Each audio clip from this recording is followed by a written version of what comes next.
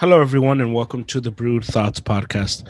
This is German coming to you on this Friday, and we are talking baseball. And this is the last time we'll record a pod on baseball where baseball doesn't matter. Well, actually, no, next week's. So we got two more pods, and after that, baseball will matter. The games will matter. And I'm excited for that. The season starts on Thursday, and we are in just marching orders for that because I think baseball is one of the staples of the summer. When baseball's on, you know that either summer's here or summer's around the corner, and so it's a beautiful thing. America's pastime, although one could argue it's no longer that, but that's neither here nor there, and that's a different pod. So Harry's here. I'm back. You're back. Let's start with some fantasy. You play fantasy baseball. Fantasy baseball is a hard sport to play, along with basketball. I think those two, because of the games, because of the structures of those leagues, and how you are pretty much a manager day in and day out. You're trying to figure out everything that's happening. How do you feel about fantasy heading into this season? And how many leagues do you play in? Oh man, let's talk about my leagues. I play in 3 leagues. So I play in like regular ESPN, and I play Yahoo. Yep. And then I play in Old Timers League. What does that mean? That's a fun one. So what happens? We play. Let's say, this year we're playing 1989. So we're playing the 1989 season out. So we're drafting with the 1989 players. We're drafting with we have our own team, and then we just draft and we go through the stats. So you already know what happens. But the fun part is you have to put the lineup in the right spot. You have to put the guys in the right spot so they can succeed. Because you know what they did that specific day, the first day of the season. You already know what they do, so you have to put them in the right spot so you can get to that to get the points. Pretty much, it's fun, dude.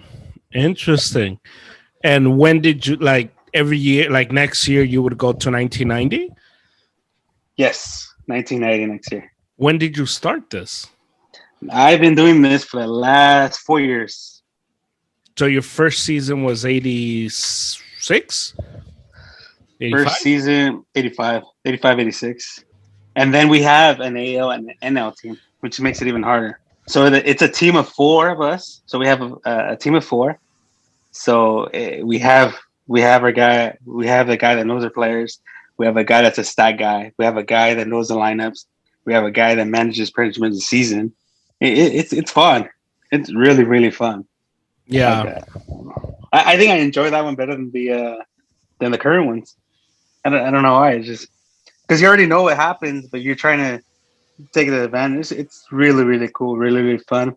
If you guys get a chance to ever play that Old Timers League. Old Timers League. Interesting. Yeah, it's really, really fun. It really gets you into the game in a different way. We play with Score Sheet. It's a specific it's a software that actually runs and simulates all the drafts and everything for you. So the crazy part, people don't know, if they don't play that, there's drafts. So we draft, and each day we have one draft pick. Mm-hmm. So you can get a draft pick from at 10 o'clock at night, or you can get a draft pick at 5 o'clock in the morning. Anytime between 10 and 5 in the night. Yep. So the thing that you do beforehand, you have your rankings list. You rank your players where you're gonna go, because you already know what happened that season. So you got to be smart about it, where to put your players. And let's say you're the 10th pick, you always get your 10th best guy there. It's already in line. So you have to know where to put those people there. It's cool. It's fun. That is as geeky as you can possibly get, and it's I think only something that baseball would have. I mean, I'm sure other ones have it. I've never heard about it in Yeah. other leagues. So speaking of the fantasy for this season, the 2021 season that you'll be replaying in the year 3000 in your league, who's the number one player? So Mike Trout? no. Oh, okay. No. Depending where you're playing at. So Okay. let's say you're playing in a league that walks count. Okay. Oh, You go Mookie Betts, Juan Soto. Usually during this type of during that league, Jacob deGrom goes high. Jacob deGrom goes like in the top 5. Trout doesn't go down. I think Trout goes down to like number 4, number 5 in that draft because he doesn't walk enough. He doesn't walk enough. And then defensively, his defensive stats go into play on those too. So like put out, which he doesn't have too many of those. Right, because he's an outfielder. That's why you have bet. Mm-hmm. And that's why you have bets up there. Yeah, bets in that lineup there. It's crazy. It used to be Mike Trout every year. Yeah. Every year used to be Mike Trout, and now it's not Trout.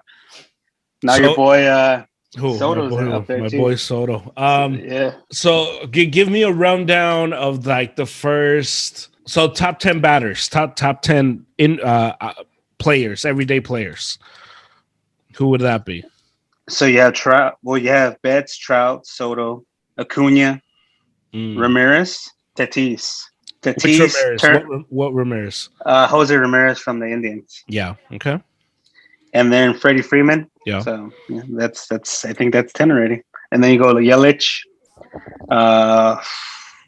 Bellinger starts coming into play. Harper somehow is way up there, which his numbers are not great at all. I think who's the underrated guy out of all those guys? Like, who's the guy that if you're playing the 10-man league, you got the 7 to 10 pick, which is the guy that you can pick up and you're like, man, I think I got the best guy. It'll be Betts, hands down. Offensive, defensive. But does Betts drop that low? Oh, low. So we're talking low? We're like talking in like 7 to 10 in the first round. 7 and 10. Lindor would probably be up there. Yeah. I think Lindor has good defensive stats. He hits doubles. He gets triples. Yeah, he'll get you. And he's in the lineup. He doesn't get injured as much. So that's one of the only things you have to look at in fantasy. You can't get somebody that's really injury prone. Yeah. And that's why you have Trout. You have Betts up there. You have Soto. They don't get hurt. You do not get hurt. So what are you looking for in football, for example? You want to get a wide receiver or a running back, someone who's going to get touches. So in baseball, what would be the key? What you're looking for a guy who what are you looking for? What is the stat that matters? It's an everyday guy. You want to see it. You want to get an everyday guy that's in the lineup every day. Depending what league, there's different types of formats in leagues. Right. Pitching is also goes up high. Like in our old timers or score sheet, pitchers go first. Pitchers go up in the lineup because we rank everything in the strikeouts, walks, errors, everything comes into play and the pitching. It's crazy because you should see. I'll show you one day the Excel sheet that we get emailed every year. It's some deep stuff. So in terms of the pitchers, what pitchers should people be going after? What are the top 10 pitchers this year? It'll be DeGrom. It'll be Garrett Cole. It'll be Kershaw, Nola, Kershaw, Giolito, Scherzer. My guy Glasnow. Glasnow. I don't think he's in there. I think he'll be like maybe a 4th rounder, a 3rd rounder. Maybe? No, stop it. Yeah. Out of all the pitchers? Yeah. Well, again, it depends on the league. And I seen him as deep as 10. I seen the guy as deep as 10th round. The future round. Cy Young winner of baseball is going to be in the 10th round. That's crazy, yo. Well, again, you're looking at people that are gonna get you stats. There's people. Right. If you look at it in top, he's not a strikeout guy. Hmm. He's Yeah. not a strikeout guy. You need that. You need those stats to win. You need those stats to get there. Walks, yeah, you're not gonna get many out of him. But that's saying. And then in his pitch, with you don't want a guy that doesn't have that many innings pitched because they always go to the bullpen. Tampa Bay That's goes true. to the bullpen a lot, so you don't That's want to. true. That's why he drops. He drops. He's good. Don't get me wrong, but he just drops really low in the thing. So for a pitcher, you're looking for high strikeouts, high inning guy. And then for closers, it'd be saves. Saves get you points in different Okay. leagues. It just all depends on your league that you're playing in. But the main things are you want to look at or home runs, hits, walks. Those are the main. And no matter what league you're looking at as a hitter, that's what you want to see. So what would be the like? How would you judge a guy like, say, Jock Peterson, who Mm-hmm. has pop, but he's one of those feast or famine. He's either going to strike out or he's going to hit a home run. How valuable is a guy like that? Like, do the strikeouts are the strikeouts that he like the amount of times he strikes out? Does that hurt you in the long run? It does. It does, but the home runs help you out. So the home runs that he gets helps you out in the long run. He's more like a bench player, like somebody you bring in when you have injuries, Okay. because again, the leagues you have waivers. You have depending on the rules you have in your league, you only have certain amount of waivers, certain amount of releases that you can release from, and certain people you can come in. So if you're gonna get him, I wouldn't say throw your house away from him or sell your house away from him or just do anything you can for him. No, if he's there, get him, but get him late. Get him really, really late. Get him in the 20th, 25th round. Get him really late. There's other players out there that just made other players that would get you better stats out there. And you got to keep in mind too, because it's a fantasy team and it's a 10-man team. It's a 10-man league, so you're gonna have a lot of starters still available late in the rounds. You're still gonna have a lot of starters available late in those rounds. So those would be the ones that you think of first before coming over here to the bench. And who's the guy that you would? So what young guy are you looking at and excited for to make a jump this year in fantasy? There's a lot of them. It's kind of hard to say. It's a young players league. It's really, really hard to say. Who would you put up there? There's a lot of players out there that you put up. Castillo could go early. Flattery could go early. He's young. Albis would go early. Albis would go early. Freed would go early. Top 10 rounds. Yeah. Cattell Marte is up there. Again, it depends on the league you're in. I know But I'm saying who this do a you lot. like? Who do you like? Me, depending what round you're in, it just depends on what round you're in. If you're going early, you want to go Freed. You want to go Freed early on. I think he's going to have a really, really good season. I think again that team is deep and he's going to get a lot of chances. Bullpen is not as strong as past years, and they're going to give him his innings. They're going to give him his time to be out there to get his thing. What guy are you down on? Who do you think is being overrated right now? Maybe Shane Bieber. I seen Shane Bieber in the first 3 rounds. I don't think he's gonna stack up his Ks, but the wins are not gonna come. In a lot of leagues, wins count for a lot of points. I don't think he's gonna be that good. He's In gonna fantasy. in fantasy, yeah. He's in the top 10 in Cy Young. So in fantasy, I don't think he'll be one of the guys you throw your house away for again or sell your house. Yeah. Juan Soto, I'm really excited about Juan Soto in fantasy this year. Why? He's just an all around player now. He's grown to a different type of player, and specifically with that lineup he's in, he's gonna be walked a lot. He's gonna be trying to get that RBI. He's gonna try to be hitting that double. He's not. it's not the same lineup he was in before, where you have to pitch to him, or I rather him to take the walk, take the walk instead of like having it take the pitches like before. Yeah. Yeah. I think when we look at, I think baseball, when you look at the production you get in fantasy versus Yeah, what you're projecting, what is, obviously we've talked about George Springer and how we're not as high on that signing because of the player he is.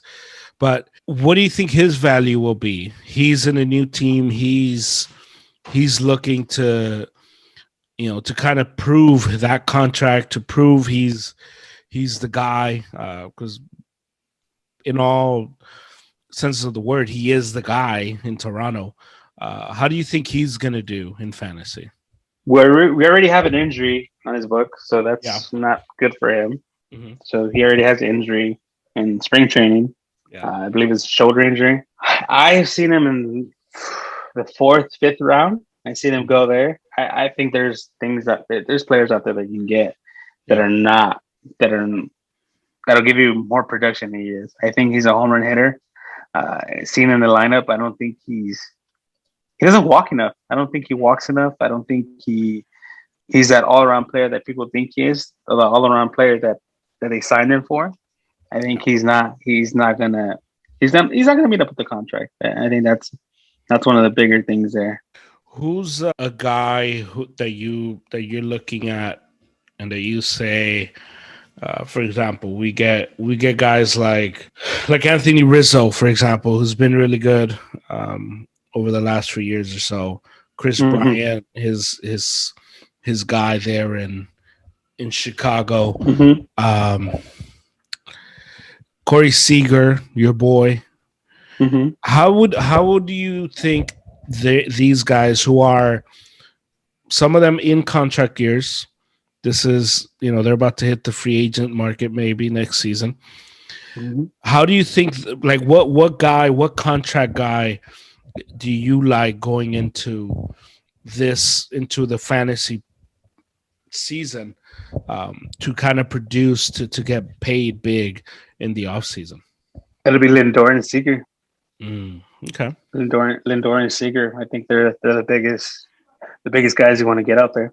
Yeah. I think Lindor, fair enough, he hasn't signed a contract yet, so he's looking to produce, and he's been producing. Seager since last year, he's been producing all around, offensively, defensively. I see him having a big year. I've seen a lot of websites and a lot of professionals, or a lot of pros, a lot of journalists say that he's going to be the MVP for that now. So yeah, watch out, look out, and he has the protection he needs in that lineup. So I think he'll live up to it. I know I'm a Dodger fan, but seeing it in that way, seeing it in the question, I think Seager's going to be the guy. What player do you think who had a good season in the shortened in the shortened COVID season for baseball, who maybe the short season, the small sample size, was able to produce that will be not as successful as we think they're going to be? Who do you have? Kind of, I don't want to say being exposed, but who's going to suffer playing now 162 games as opposed to the 60 games we played last year? I think I'll start it off with Tatis. So I think Tatis would be the You think he's going to struggle? Yeah. I'm not hoping for him to struggle. No, of course. We have yet to see.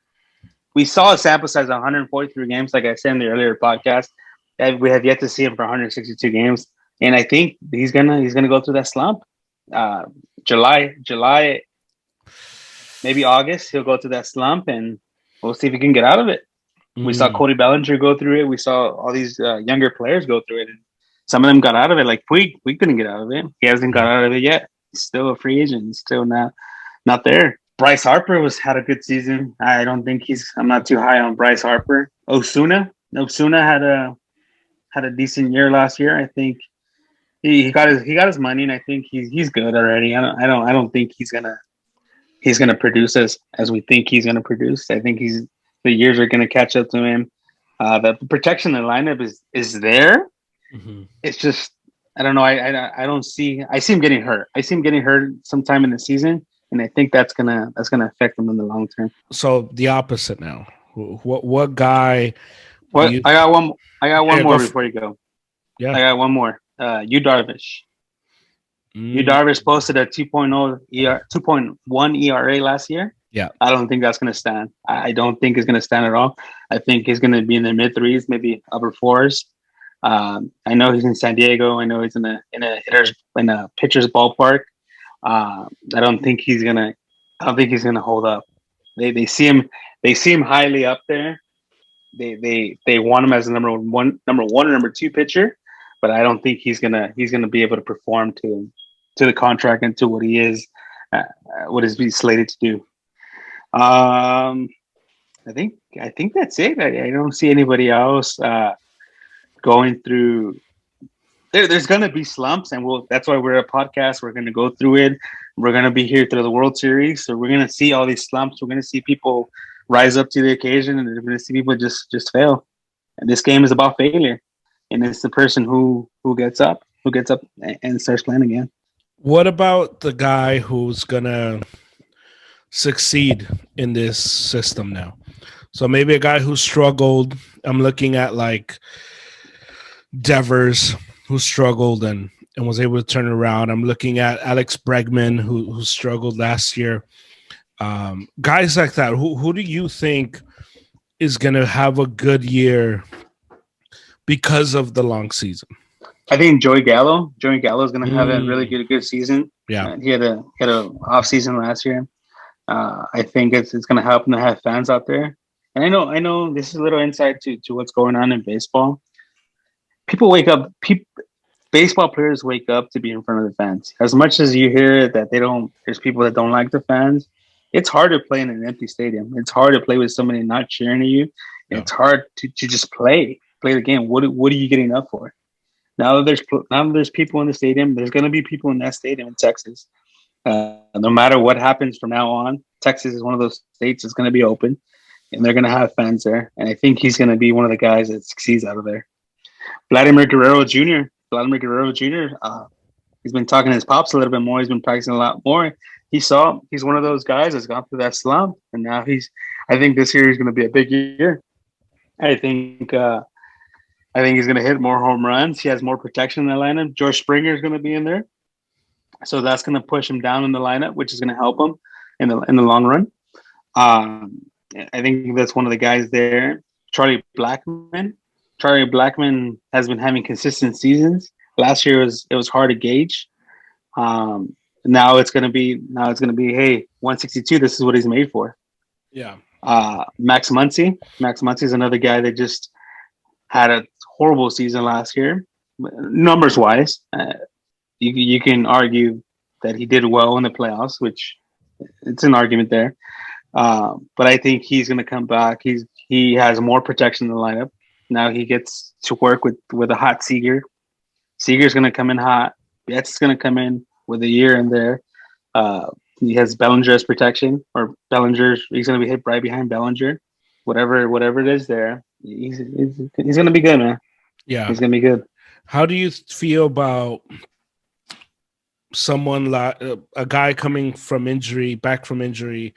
What guy are you optimistic that they're going to be able to kind of turn it around and be, and if they can stay healthy, have a good year? And what guy do you think just won't be able to shake it? I think Matt Chapman from the Oakland A's, he's going to have a really good year. He had a horrible injury at the end of the year.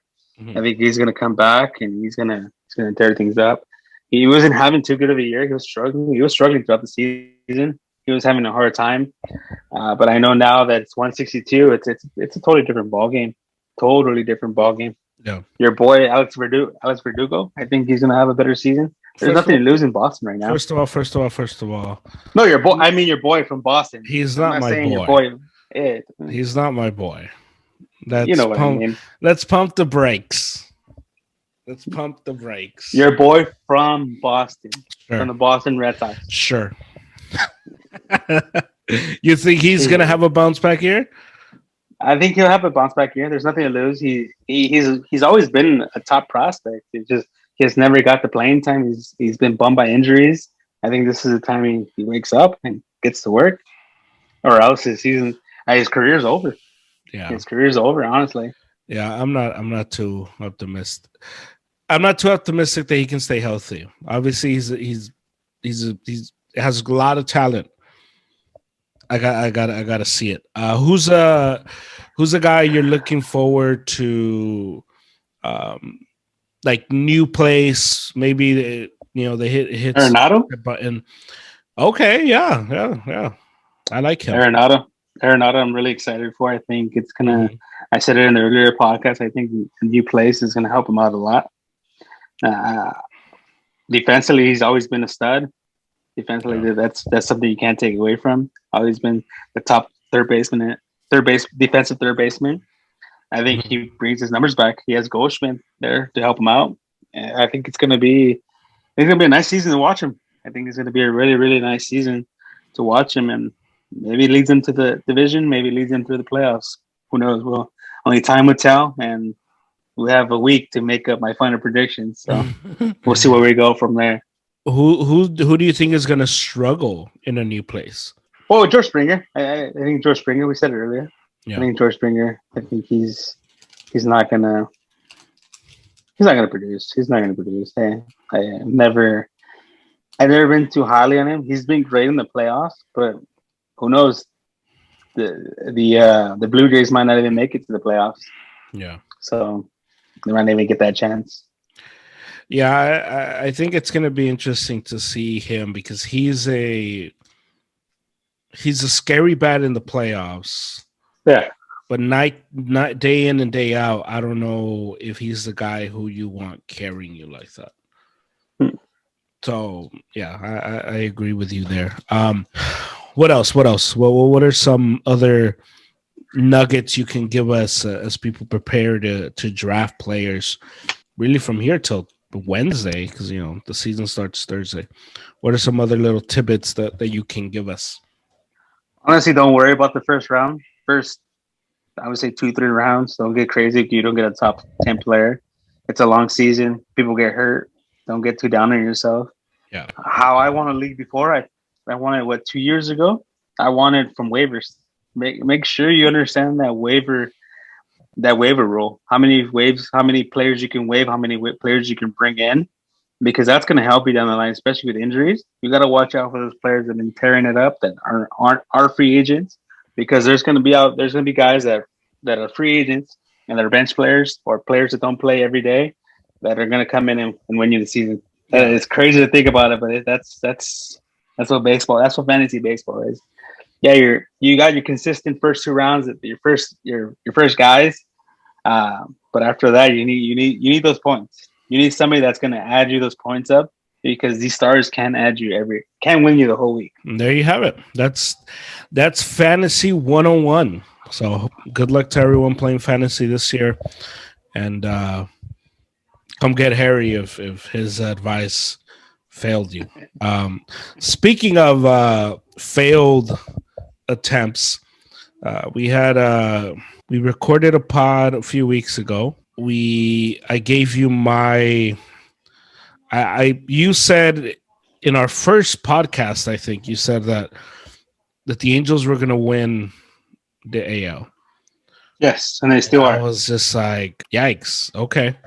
And then we did one a few weeks ago after that, and then I said I think Glasnow can win the AL Cy Young. No, you think Glasnow is going to win the Cy Young? Those little words that you say. What are you talking about? I think he's going to win the Cy Young. Okay, just making sure, putting it on record, making sure this is recorded. You said it was a crazy hot take. You said it was ridiculous. It is ridiculous. And so we took it to the poll. Instagram and Twitter both agreed with me that your take that the Angels are going to win the AL West is crazier. You made a big fuss that I didn't put it on Instagram, but your friends didn't come out. How much do you pay your friends? I don't pay anybody. I don't know what you're talking about. I don't know what you're talking about. So when I'm right, when I'm right, that's all that matters. At the end of the day, when I'm right, I'm gonna get that reputation, and I'm gonna get everybody to love me, and they're gonna listen to what I say, and they're not gonna Okay. listen to what you say. You're just gonna be a little host that's just here, just spitting out false things, Cool. and I'm gonna be the guy that's gonna be the expert, and you're gonna listen to me when the Angels win the West. Last night is not gonna be in the top 5. Cool. Can't wait to hear it's because Otani got hurt. If he doesn't get hurt, they would have won it. I've been hearing that for the last 4 years, so I'm okay. What if, I'm okay what with if we're that. both wrong? What if we're both wrong? Does everybody just stop listening to us? Does everybody just stop listening to us, or what? No, but Then it's part of it. It's part of it. So every once in a while, you get these stories in sports where, kind of leave you scratching your head, and they leave you confused. They leave you just looking at it and saying like, "Man, is this real? This can't be real. This didn't happen." So the Chicago Cubs had a a prospect, Jesus Camargo, Chewy, our guy Chewy. Chewy Camargo was arrested after police found 21 pounds of meth in his team equipment bag. My guy was walking around with a Cubs equipment bag, gym bag, with 21 pounds of meth, and he, obviously he's under investigation, but the picture is wild. I have it right in front of me. It's from Cub Zone on Twitter. What the hell is going on? What is this? Do you have anything? I don't know. Like, I saw this story and I was just like, what is this? Is this for real? This is what we're doing now? It's so crazy. This is not the first time I've seen this story. I think I was the one that sent it to you. Yeah, you sent it to me. But, wow, like, how dumb do you have to be? Like, excuse my language, how stupid do you have to be to do this? To risk your whole career over drugs? I see the other side to it. I do see the other side to it. What other side? There is another side to it. And he's filming Breaking Bad too? No. The other side is the spin-off? The other side too. If some of these minor league contracts they're not making money. They're not making money. Right. They got to figure out how to make money somehow, some way, and I think this is one of the ways. Yeah, I don't defend his actions at all. That's like something I don't know. I would never be happy over. But come on, can you make a statement a different way that you don't get paid enough money to make a living and not do this? You risk your whole career. You risk the image of the Cubs, which is a high. Their image is so high up there that the Cubs they don't do this stuff.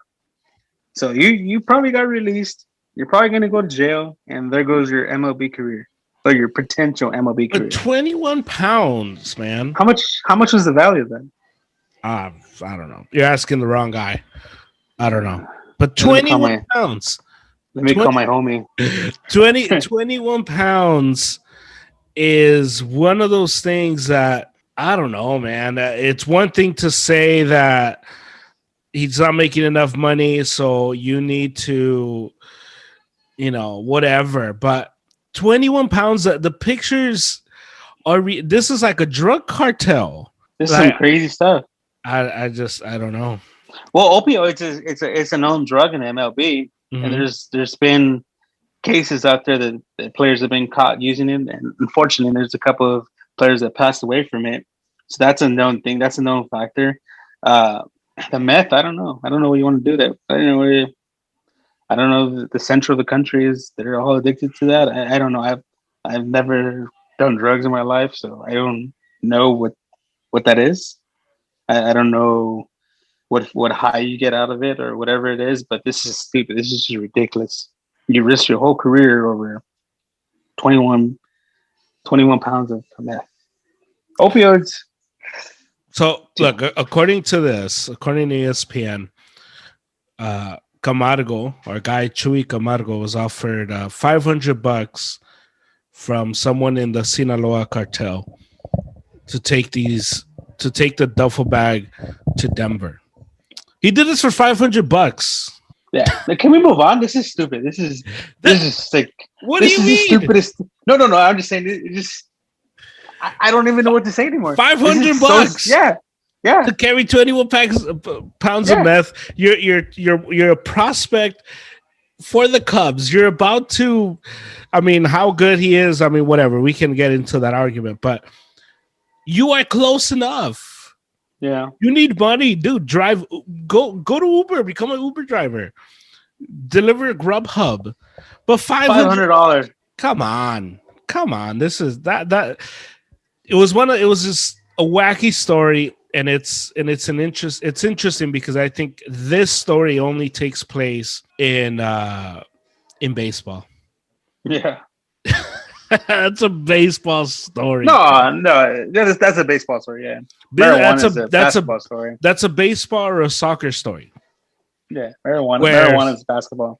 Right, but you're not gonna see the guys who smoke weed carrying like 21 pounds of weed. Oh, who's the guy that got high on the plane? Those were edibles. I think it was. Well, I mean, I'm sure all of them. Oh, that was a football. That was actually a football player. Yeah, but Dion Waiters. I think you're talking about Dion Waiters. Yeah. But yeah. I think that was just a crazy story. So look up that story, Jesus Camargo, and just his thing. We should have like a part in the episode that they should say the dumbest thing in sports, or the dumbest thing of the week, or the stupidest thing of the week. Our version of Shaqtin' the Fool. Yeah, Shaqtin' the Fool. What would be as we heading into the season? There's been a few injuries. So we talked about George Springer. Tatis went down this week. Kirby Yates is out. Yeah. What injury? Obviously, every injury is big, but what injury are you the most worried about? Eloy Jimenez. He's not coming back this season. Yeah. 5 to 6 months. Yeah. And that's on the good side. Any setbacks, you're out to next season. Mm-hmm. And it's a process. He's young. He's one of the guys that has the bat. He showed out in the playoffs. And then that's the one that worries me the most, especially the offensive that Chicago goes. And I guess that's the lesson you learn. Don't talk before you do all the actions. Remember Tim Anderson was all talking on his smack? Mm-hmm. We're the best team, we're this and that. And look what happens. That's why you should never talk. You just play the game. Shut up and play. Yeah, and it puts the White Sox in a tough spot because I think we both agreed that they had some talent and they were going to be able to compete in, their division is weak. It's not like they're playing in a tough division. No. And his injury puts them in a tough spot because I think if they want to be in the playoff hunt, they're going to have to make a trade. And one of the things we've seen from the White Sox over the last 2-3 years where they started building this project is that they're not buying anything. They're sellers. And so they'll sell you guys to build their farm system. And I think they're going to have to give up something to be able to replace Eloy Jimenez because I don't think they could be as successful without him. So they're going to have to find a way to replace him because at least I would if I was running their team.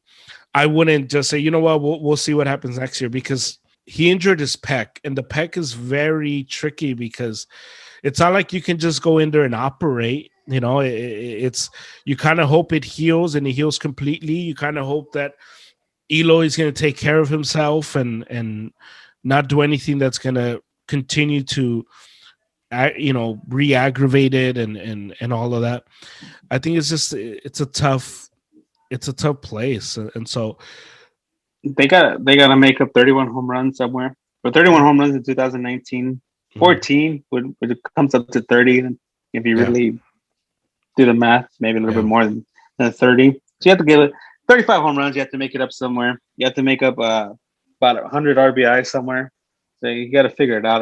That's a That's a blow. That's a Yeah. blow to the team that a lot of people were excited about this season. I don't think it's almost like an Achilles injury. It's close to it. Mm. We'll see how he comes Well, back. especially for a We'll see how he. baseball player, Yeah, because you're using your arm, your shoulder, your chest yeah. to hit, to To throw swing the and whole throw. thing. Yeah, so Hmm. it's such a big loss for them that you kind of feel you feel for them. You feel for them for the Cubs, for the White Sox. But as you were saying, there's also the group who says, well, that's what happens. You run your mouth before the season even starts, and that's what you get. What's another injury that kind of And bummed you out? Nola got hurt, Yeah, he but did. it's nothing crazy. But he'll be back.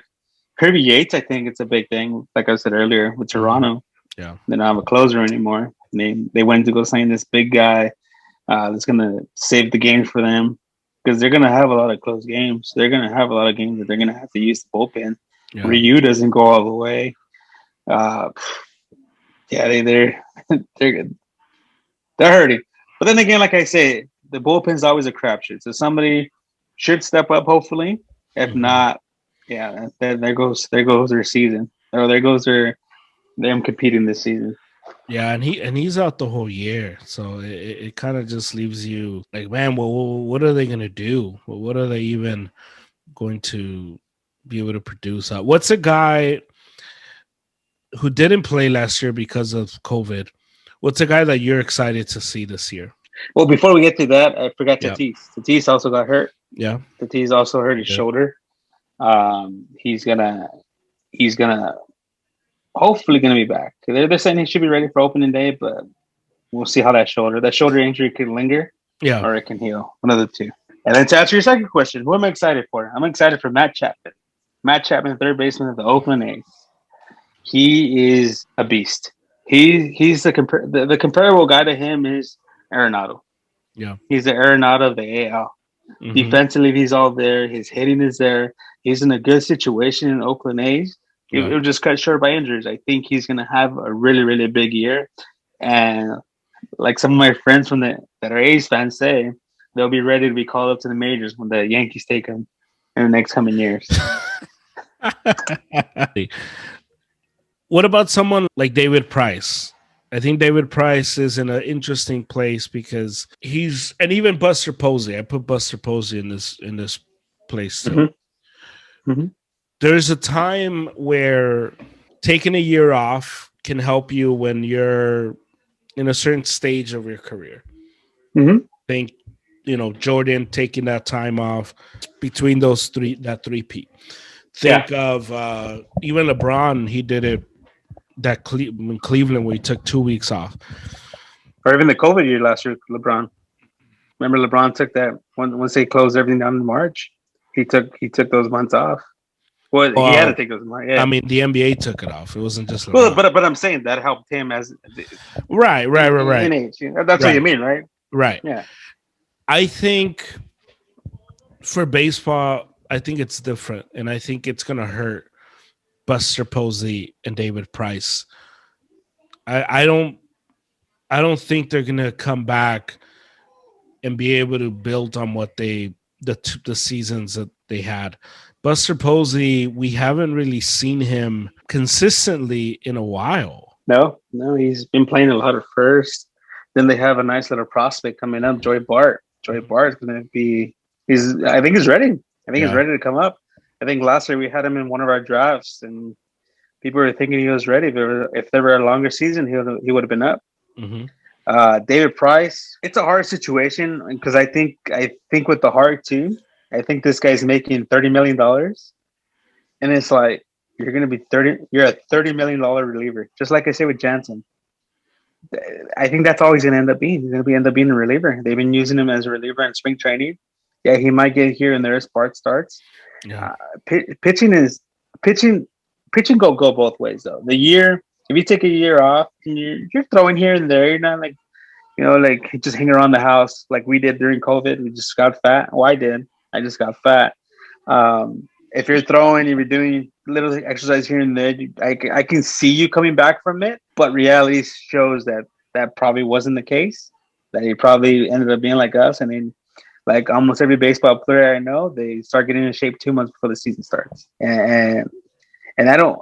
I see him as a reliever. I see him as a reliever, and I don't know if he finishes the season with the Dodgers or in the organization. Yeah, especially him because he relies so much on how fast he throws, and over the last, like even towards his last Red Sox season in the Yeah. playoffs, he wasn't throwing that hard.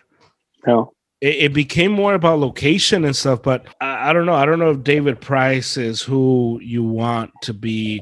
David Price is not going to be Greg Maddux.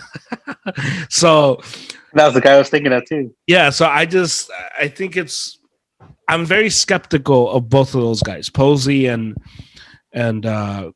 David Price, and their kind of rise to the next level, because I don't think they have what it takes to kind of bounce back like that. I think you need constant activity and taking an entire year off and finally coming back. I think we're going to see also in some of the guys that didn't play the risk of injury too, because you also get that when you're kind of ramping it all the way up again.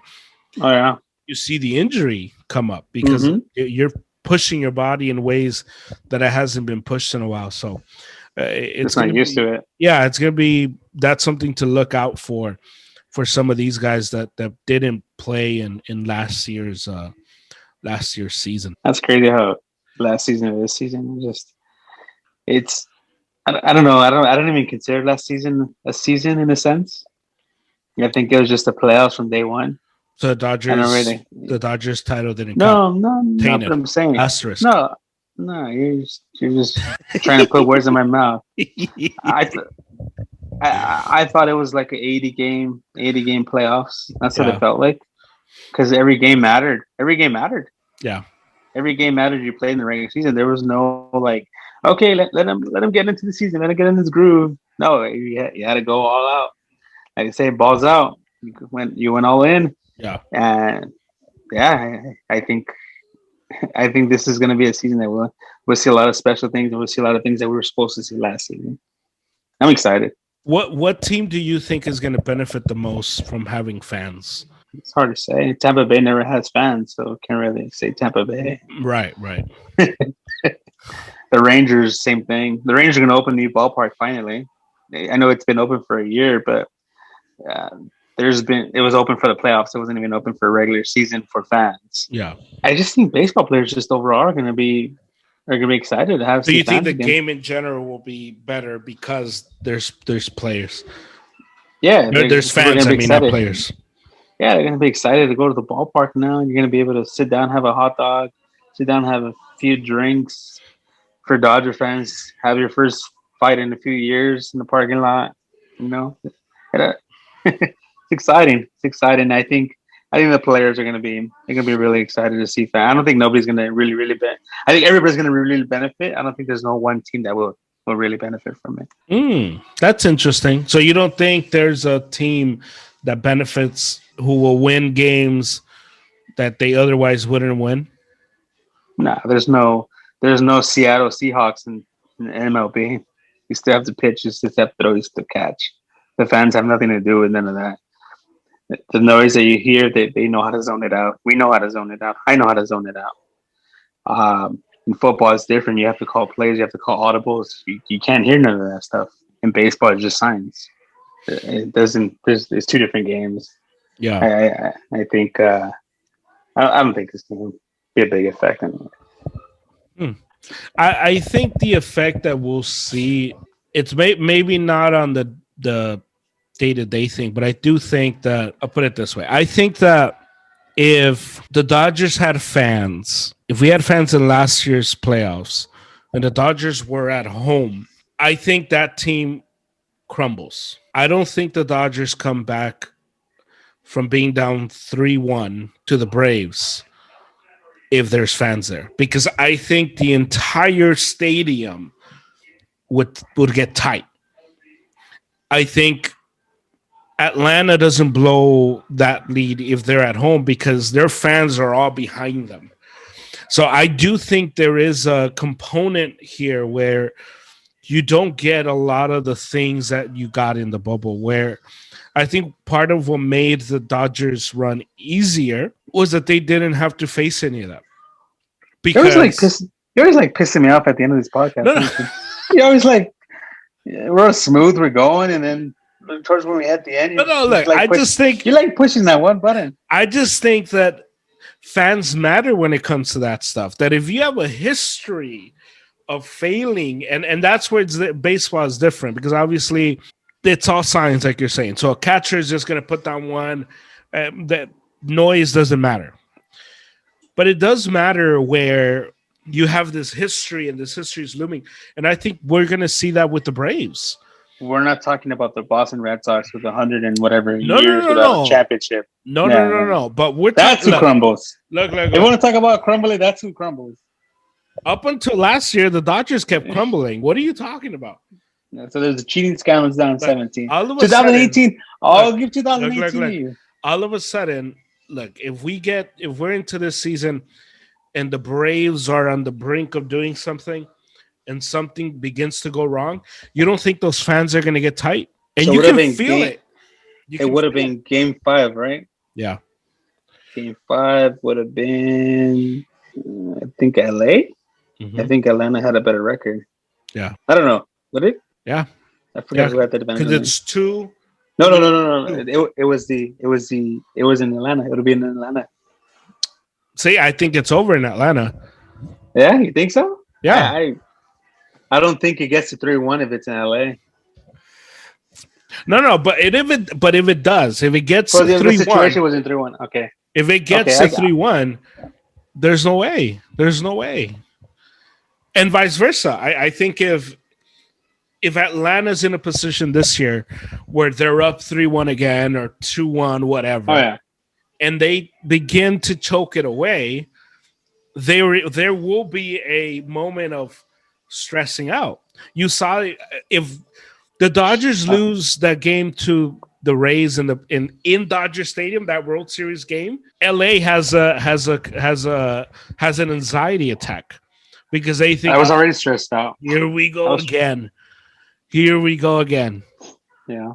So I think that's where we're gonna see the effect of the fans. I think in those things like that, where you're gonna get guys who will perform based on what they get. Because I think it's one thing to ignore somebody yelling at you and saying something. It's a whole nother thing where you can feel the tension in the stadium because they think you're about to choke. So then you think you're about to choke and then you choke.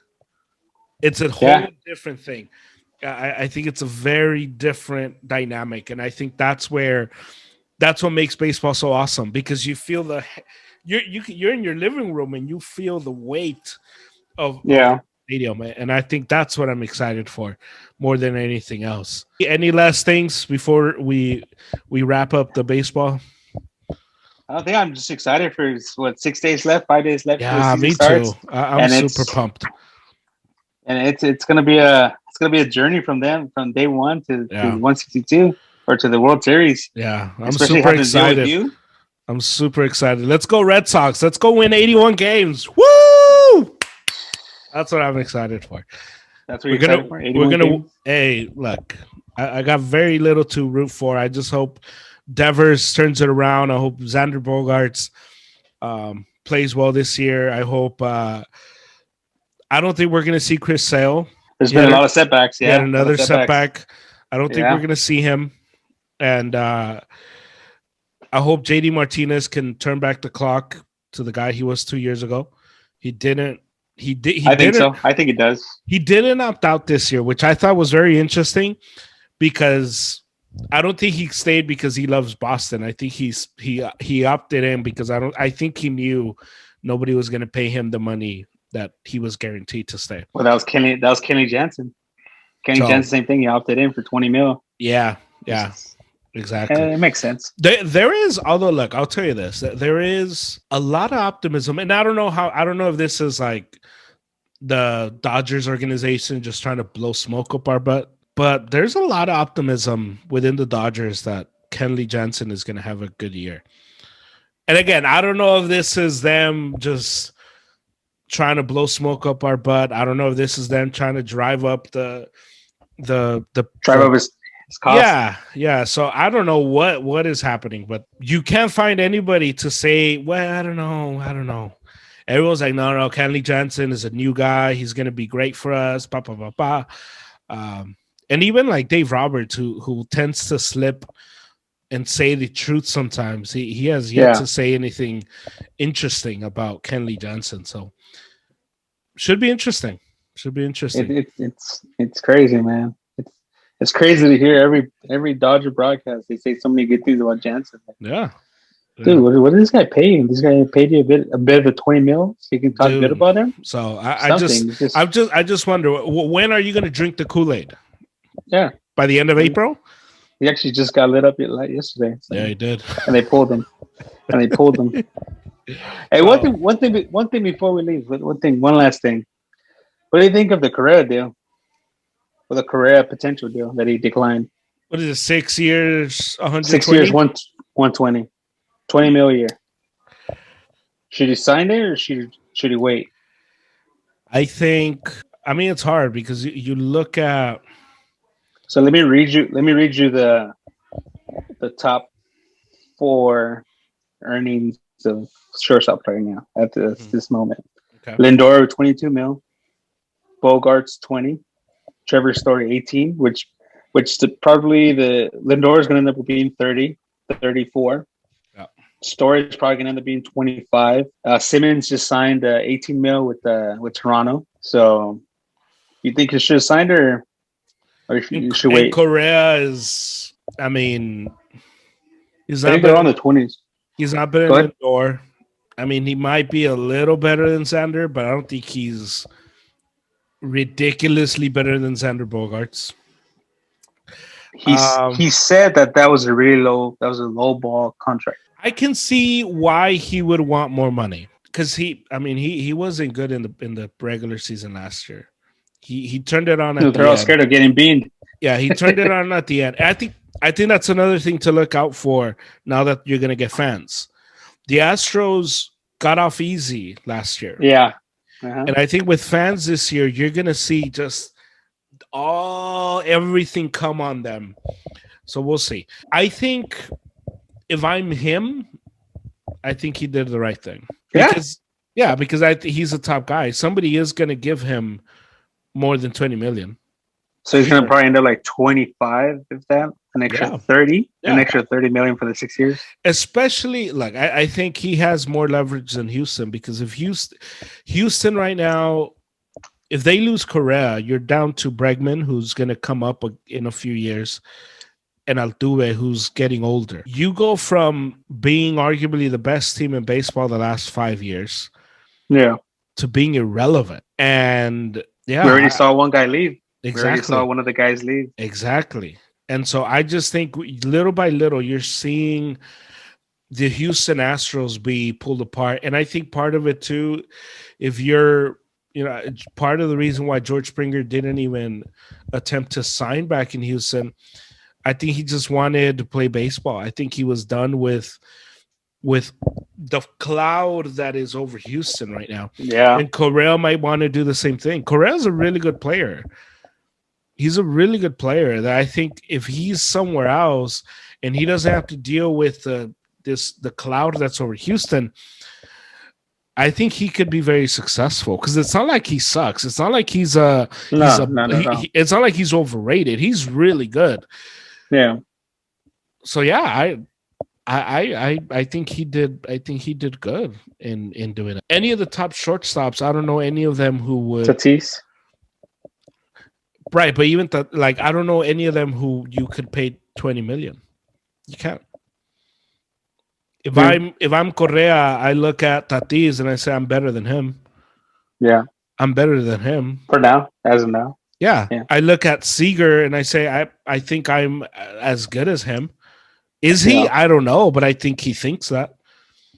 And I think the only two guys that you can really say are better than than Correa are Lindor and Baez. That's it. Baez and Lindor are the only guys that you can say these guys are legitimately better than Correa.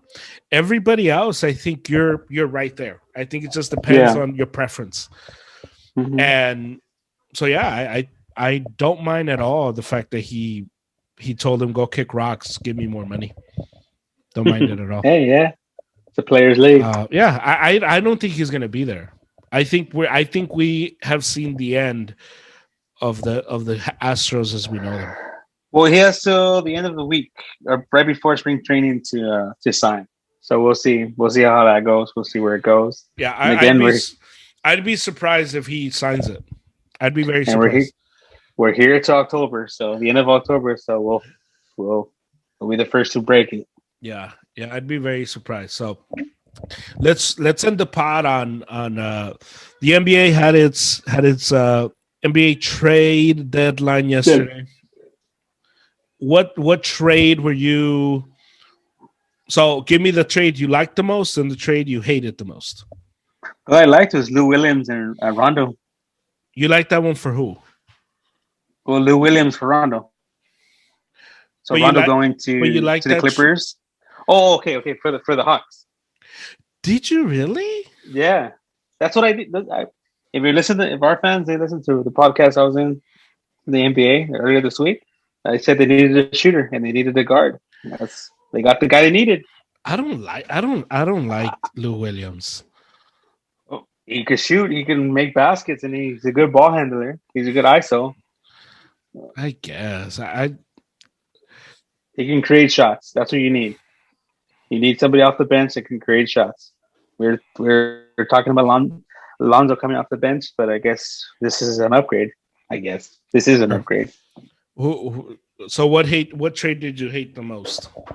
Because I can't say the Miami trade. I don't know. It's between the Miami trade and you hated that for who? For Miami? Or for Houston? Well, Houston's already coming down. They're done. Yeah, they're going to be a seller. They're tanking. Yeah, they're playing to get a top 5 pick. But I don't think that puts him over the hump. I don't think Oladipo puts him over the hump. I just don't think he's enough. I think he's the best. He was one of the best guys in the trade market, other than Lowry. Lowry didn't go anywhere. That one I didn't. That one I liked. I liked him. I like people staying where they're at. I like people staying. I like players that stay in the team for a long time. I don't like this whole trading, going to different teams, changing teams every year, things like that. I like people that stay loyal to the team. You know. Yeah. He might sign again. You never know. He might sign a hometown deal. The trade that I liked, the sneaky trade. I like the Mavs getting JJ Redick and Nicolo Melli. Oh, I love that trade for them because the way Luka's playing, they needed shooters on that team, and James Johnson wasn't giving them that. And you give just JJ Redick on the Pelicans just looked defeated. He looked miserable, and now imagine he's going to be running around now, knowing that Luka's going to give him the ball. Yeah, I love that. And Nicolo Melli too. I was surprised that they were able to get him from the Pelicans. I like Nicolo Melli. I love his game. I think he's perfect for the Mavs. The Mavs now have 2 shooters. I like it, and I did my gave you my case as to why this season anybody can win. If Luka goes another level, now he has shooters around him. Mm-hmm. Here we go. Can't double team anymore. Yeah, I just love that. I'm not a big. I like Rondo to the Clippers, but for the Clippers, I hate that for the Hawks. And even Lou Williams, apparently he was about to retire when he found out he got traded to Atlanta, which is interesting. The trade that, the team that I was just left scratching my head, Houston. What the hell are they doing?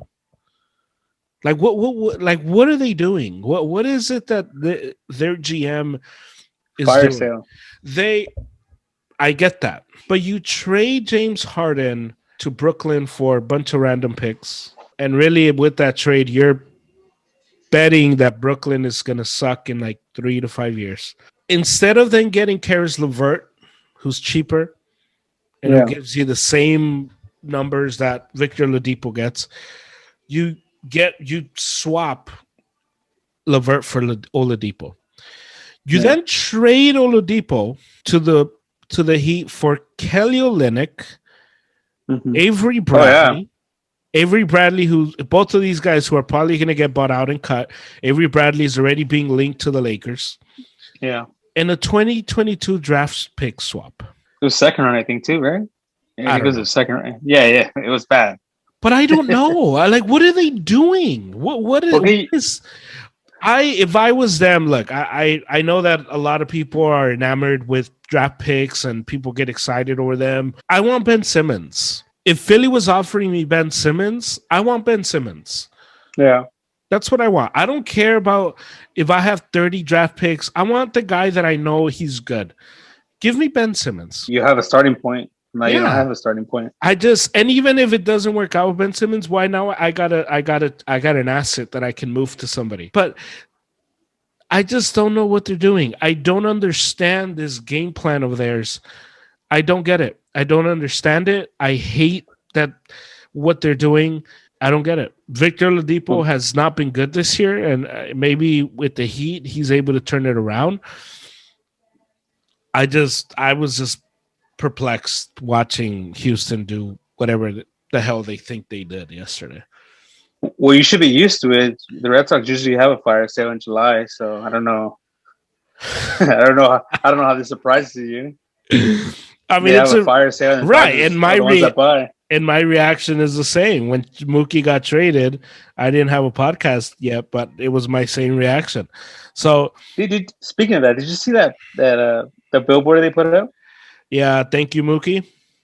That's cool. I'm a Dodger fan, and I'm like, why did you do that? It was paid by a fan. A fan paid for that. What's what? It's the Platoon 294, whatever the hell. The biggest fan club is, yeah. People that know me know the feelings about those people, and it's stupid. It's just to do that. Yeah, they're a bunch of freaking drunks that just go and destroy stuff. That's what they are, and it doesn't make me happy that they go out there and what does it prove?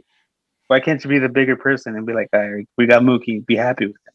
Why do you have to rub it in? Dude, don't you remember as a Dodger fan when you were having your fire sale, when we were getting rid of people? Nobody rubbed it in our face. We just took it, right? Look, I don't know what the hell is going on with those people, but it's ridiculous. And he thinks he's the next big thing. Just dude, shut up and be a Dodger fan, a real one. Stop making us look bad. Yeah, I saw that and I was just like, okay, whatever. It is what it is. We, what there's nothing we can say. It's dumb. Yeah, it's classless, and you don't remember where you came from. It's ridiculous. It just kills every high emotion you have about the World Series or about them winning the World Series. I'm serious. Those people just need to go away. Just stop. Even the Dodger broadcast, they got to stop talking about those people. They're just bunch of drunks that don't even know. So right who is this group? Who is this group? Platoon 294 or something. P294. I don't care. And they're a sect of Dodger fans, right? Yeah. They travel around to each stadium. They have travel plans, and they just pretty much go make an ass of themselves in different stadiums. That's pretty much what should be.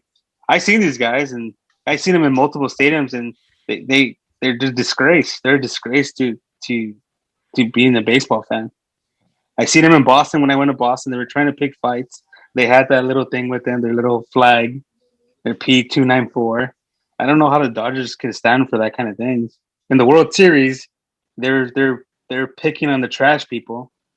And they were talking smack to people from the Houston Astros that weren't even in the World Series. Dude, people just wanted to enjoy the baseball game, and they were just throwing stuff at them. It's like, dude, what kind of class is that? Mm-hmm. Especially for an organization like that big, that is actually getting the airtime from the Dodgers. Yeah. And to do that, it's like, dude. Yeah, You know how I feel about fandom. I'm a different fan. Dude. I go enjoy a baseball game, and I love my Dodgers, and that's it. I don't care for none of that stuff. I'm not gonna fight. If you like the Red Sox, then good for you. I feel sorry for you the next 10 years. I don't care. right. So there you go. It's almost like religion. You want to be one or the other. I don't care. I still love you. There you go. Platoon 294. Harry's coming for you. We'll end it with this. My beloved 49ers traded for the third overall pick. I was driving when I saw the news when it came in. I almost crashed. Oh yeah, I was super excited. No wonder you didn't answer my text. Yeah, I apologize. But we are obviously going to get a quarterback who I'm not sure, but I'm just super excited. We got the third overall pick. I think it's a fair price for what we're getting, and I'm just excited. So you guys are projected to get Trey Lance from North Dakota State. Yeah, so Trey Lance is the guy, and so we'll see. I do know that they also over Justin Fields. They also like Wilson. They also like Zach Wilson. I personally like Mac Jones. I like him a lot. From Alabama? Yeah, but we'll see. We'll see how all that plays out. But that's going to be a lot of fun just to follow them. But I'm happy for you on that one. Thank you. Thank you. I'm not a football fan. I think that's why you're happy for me. I root for the home team, but if they win, they win. They lose, they lose. Yeah, I'm trying to convince you to become a Charger fan because I know you're the guy. Their quarterback, just do it for their quarterback. You want to be the guy who's rooting for Justin Herbert. Nah, anyway. They always get beat up by Raider fans, so bro, I don't know. I don't want to be the Raiders. You can be the muscle. You can add the strength to them. Good luck with that. Okay, so Harry, it's been a pleasure. I'll talk to you next week. Fun. Yep. We'll do it again. Everybody else, thank you guys for listening. You can now watch our podcast on YouTube. So subscribe to our YouTube channel. The first pod is already up there, the one with Harry and I. This one will be up there as well. And these will be up there before the audio podcast. So if you want to get a jump on it, you can listen to it first here. So on YouTube. So check that out, the Brewed Thoughts podcast. Also, you can see all our coffee stuff on our Instagram, brewedthoughts.podcast. We're just cranking out content. That's what we're doing. We're doing it for the people here. Yeah, exactly. So tell somebody, spread the word, 5 stars, rate, review, subscribe. We'll talk to you guys later. Hopefully you guys have a good weekend. And have a great weekend. And go Dodgers. Better coffee.